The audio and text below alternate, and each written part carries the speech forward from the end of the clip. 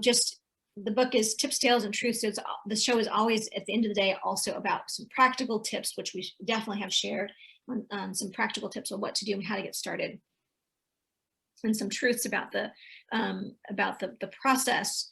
But do you have a tale of a student maybe that you worked with even this year or in the last couple of years that has been recruited, and just share like what that kid did to get recruited to either D1, D2, or D3?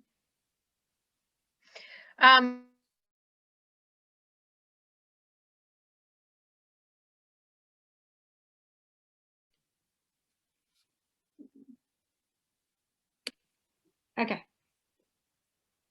So I had the opportunity to work with a swimmer who now is a freshman, finished his year at Occidental online, like many kids here in California, but he's really excited to be going back in the fall and swimming there and competing there. Occidental is a Division III school. It is a small liberal arts college, but an excellent one. He wanted to major in international relations, and that college has the only program in the country where they have students that actually get to intern at MUN.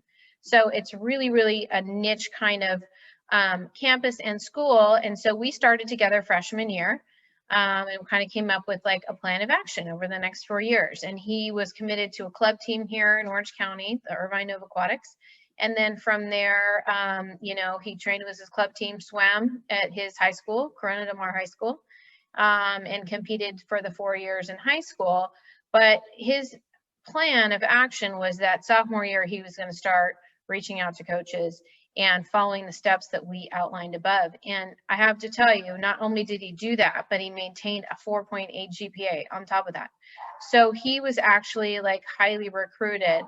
Yeah, that's unbelievable with that swimming schedule. So he was highly recruited by a lot of colleges, and he chose Occidental. He wanted to stay in California.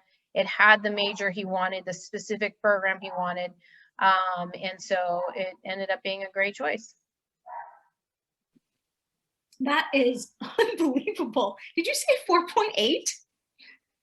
That's crazy. That's brilliant. Amazing. I don't know how he did it, to be honest with you. And I love the niche, and President Barack Obama, I think, spent his first couple of years at Occidental, if I remember correctly, before transfer. I believe so. Yeah.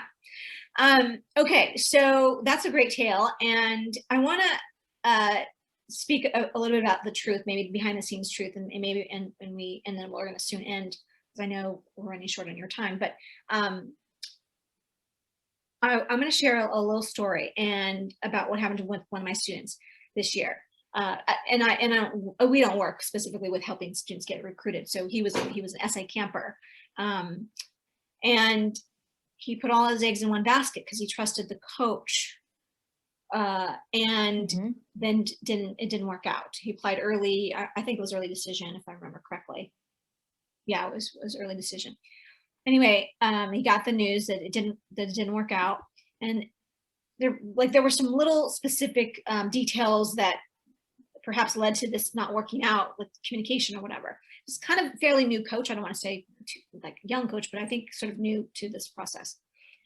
Anyway, they called me in sort of middle of the year, and we made a pivot, and he reached out to coaches who he had been talking to already, and basically tried to make a pitch to make a slightly later of a application. So if you can, the little bit I knew with Vassar, when I worked at Vassar College, I knew that our coaches had what I call their A list, their B list, and their C list. So they would turn into the admission office their list, so they were recruiting, looking at 20 kids, and then they had to sort of group them for us. And as an admission, so me being the admission person, I knew that any given we couldn't take all the A recruits for every single coach. Nor do we have the room, nor that, whatever. So can you share sort of just what you know and what it really, the truth behind being recruited? How much of it is an athletic fit and how much of it is an academic fit? I think it's a combination, honestly. Like each school, unfortunately, is super specific to that school. So there's not like a general answer to that question. Every school has a different formula. Every school has a different GPA and rules. Like NCAA rules hold true for all schools, but that's the bare minimum. So each school is looking at each candidate individually, like A, do they meet their academic standards? B, are they the recruit that they need for that particular position on a team or that particular event in swimming, whatever it is, it has to be a fit on both levels, I think. And a lot of athletes have this misconception, like, I'm this amazing athlete, like I'm going to get in everywhere. Well, not necessarily. Like, you also have to have your academics in line. And, if you're not going to Ivy League 4-8, you don't need to do that. But the point is, you still have to have good academics because you still have to meet the minimum standard that school has set. So I really think it's a case by case basis, not only for the schools, but for the recruits on that list.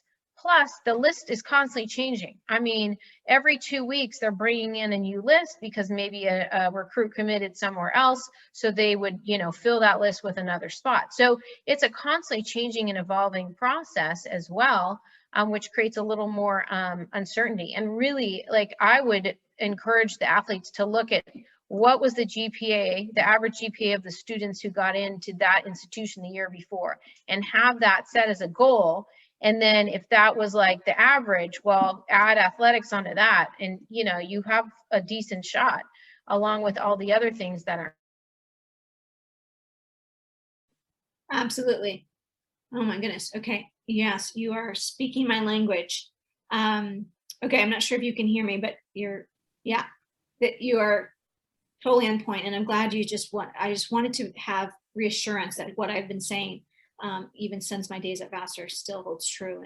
And like I said, we don't work directly with students on recruitment process, but their application, so the academic portion and their essay portion. So good, awesome. Well, so we're going to wrap up here in a second, but Eva has offered some really great tips and tales and the truth behind college athletics and the recruitment process. So hopefully you took away some things from today's episode. But here's what I heard loud and clear. Early on, Eva used these 3 words, and then later she used this 4th word. So I'm going to reiterate what she said. And here's the truth that I took away.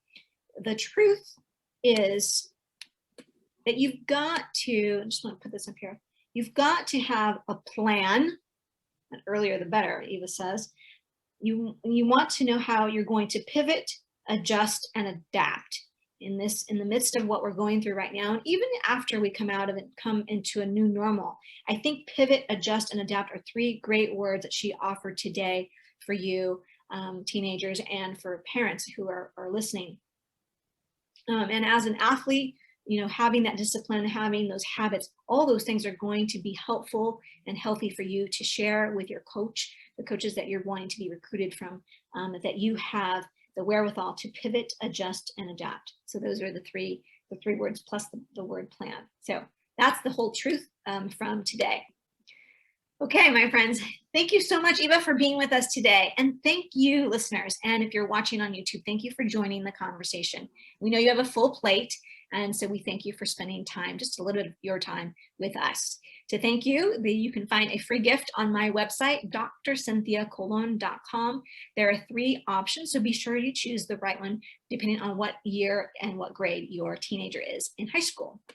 If this episode has in any way fueled your confidence or helped build your dreams, please share this episode with 3 people in the next 30 minutes. And if you're feeling extra loving today, please be sure to hit subscribe and/or write us a review or comment or send us a question. We are happy to help.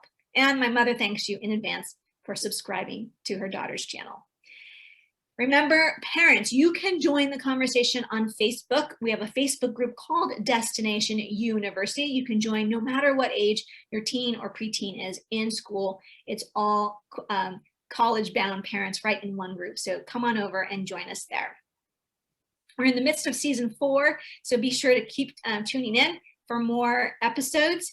And in the meantime, that is all I have for you today, my dreamers and doers. I'm Cynthia Colon. Remember to share this episode with 3 people. In the meantime, have a happy and sunny day. Bye for now. Wave, Eva.